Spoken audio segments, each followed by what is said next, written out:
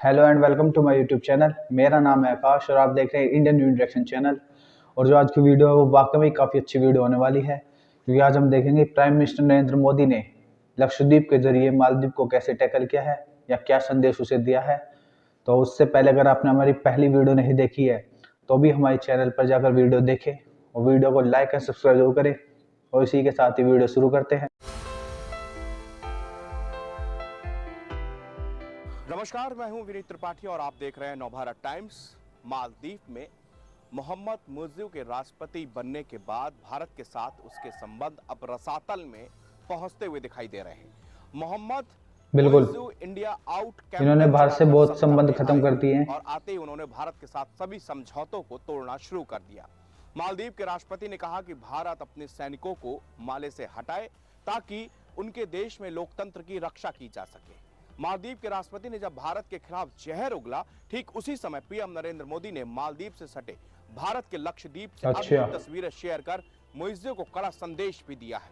विशेषज्ञों का कहना है कि पीएम मोदी का मालदीव को अब साफ संदेश है कि भारत को उसकी जरूरत नहीं है। आइए समझते हैं कि पूरा माजरा क्या है। मालदीव के राष्ट्रपति ने अपनी चीन यात्रा से ठीक पहले यह भी कहा है कि अगर भारत अपने सैनिकों को मालदीव से नहीं हटाता है तो देश की जनता की लोकतांत्रिक इच्छा का असम्मान होगा और लोकतंत्र के भविष्य को भी संकट में डाल देगा। अब तक मालदीव में नया राष्ट्रपति बनने के बाद वहां के नेता सबसे पहले भारत का दौरा करते रहे। मुइज्जो ने इसको बदलते हुए तुर्की की यात्रा की और अब वे चीन जा रहे हैं। उन्होंने कहा कि भारत मालदीव के जनता की इच्छा सम्मान करे। उन्होंने कहा कि बिना संसदीय मंजूरी के विदेशी सेनाओं की मौजूदगी मालदीव के संविधान का उल्लंघन है। मुइज्जो ने यह भी दावा किया कि भारत मालदीव के सबसे करीबी दोस्तों में शामिल है। दोस्त कभी भी ऐसा नहीं करते हैं जैसे आपने किया है। दोस्त बता रहे हैं। वहीं चीन के इशारे पर उन्होंने भारत के साथ होने वाले हाइड्रोग्राफिक सर्वे के समझौते को खत्म कर दिया। माना जा रहा है कि मुइज्जो अब चीन के साथ ऐसे समझौतों पर आगे बढ़ सकते हैं। ये समझौता साल 2019 में पीएम नरेंद्र मोदी की यात्रा के दौरान किया गया था। इसे भारत और मालदीव के बीच रक्षा समझौते का प्रतीक माना जाता था। मालदीव के इस भारत विरोधी रुख के बाद अब मोदी सरकार ने भी कमर कसनी शुरू कर दी है। पीएम नरेंद्र मोदी के रणनीतिक रूप से बेहद अहम लक्षद्वीप से तस्वीरों के जारी करने और पर्यटकों से आने की बहुत अच्छा स्टेप है भारत का। विशेषज्ञ मालदीव से जोड़कर भी देख रहे हैं। दरअसल मालदीव के समुद्री तट अपनी सुंदरता के लिए पूरी दुनिया में बहुत मशहूर है। ये मालदीव की कमाई का प्रमुख स्रोत भी है। साल 2018 में भारत के मालदीव के लिए पर्यटकों के स्रोत के मामले में 5वां सबसे बड़ा स्रोत था। साल 2019 में भारत दूसरे स्थान पर पहुंच गया। भारत से कुल 1,66,030 पर्यटक मालदीव पहुंचे।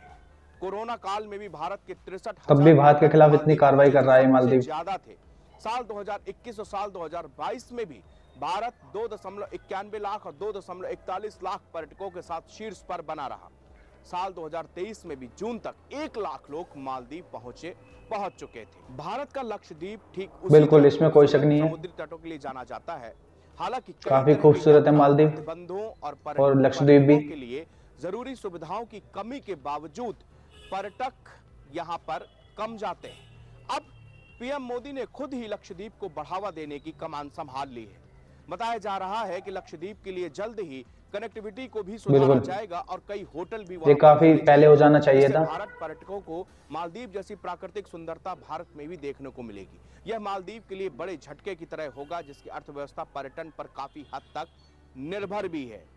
प्रधानमंत्री नरेंद्र मोदी की समुद्र किनारे टहलती हुई तस्वीरें और वहां पर आराम से बैठकर विचार करते हुए तस्वीरें देखकर आज मालदीव जरूर भुन रहा होगा, क्योंकि अब मोदी ने यानी कि केंद्र सरकार ने भी यहाँ पर मालदीव से एक बड़ा बदला लेने की अब प्लान ठान लिया है।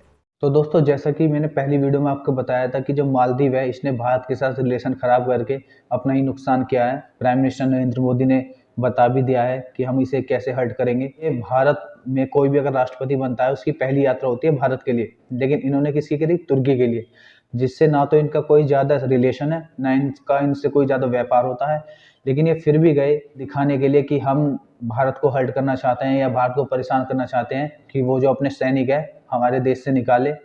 इसलिए भारत को हर्ट करने के लिए तुर्की के पास गए या अब चीन के पास जा रही हैं। जबकि इन्हें जाना चाहिए था भारत के पास, क्योंकि इनके देश में कोई भी परेशानी होती है तो हमेशा भारत ही इनकी मदद करता है। भारत ही अपनी सबसे पहले नौसेना लेकर भेजता है, लेकिन फिर भी ये भारत के साथ अपने संबंध खराब कर रहे हैं। आप ये देख लीजिए कि भारत की जो टूरिस्ट में इंडस्ट्री है वो काफ़ी बड़ी है, और मालदीव में जो है 30% जो टूरिस्ट में से देश चलता है, और जो 60% इनका जो फॉरेक्स रिजर्व है वो टूरिस्ट से आता है, जिसमें भारत का काफ़ी बड़ा योगदान है। और अगर जो प्राइम मिनिस्टर नरेंद्र मोदी का जो फैसला है कि लक्षद्वीप में जो हब बना रहे हैं टूरिस्टों का, अगर ये सक्सेसफुल हो जाता है तो इससे काफ़ी ज़्यादा मालदीव को झटका लगेगा, उसकी इकोनॉमी को झटका लगेगा। तो दोस्तों, लक्षद्वीप जो है काफ़ी अच्छा टूरिस्ट प्लेस है, काफ़ी कोरल आइलैंड है वहाँ पर, चाहे वो आप लक्षद्वीप में देख लो या इवन अंडमान निकोबार में भी देख लो, दोनों काफ़ी खूबसूरत हमारे जो द्वीप हैं। तो अगर इसमें भी हमारा टूरिज्म बढ़ता है तो इससे भारत की इकोनॉमी बढ़ेगी, भारत की अर्थव्यवस्था को भी बल मिलेगा, और भारत के लोगों को भी ऐसी जगह पर विजिट करना चाहिए।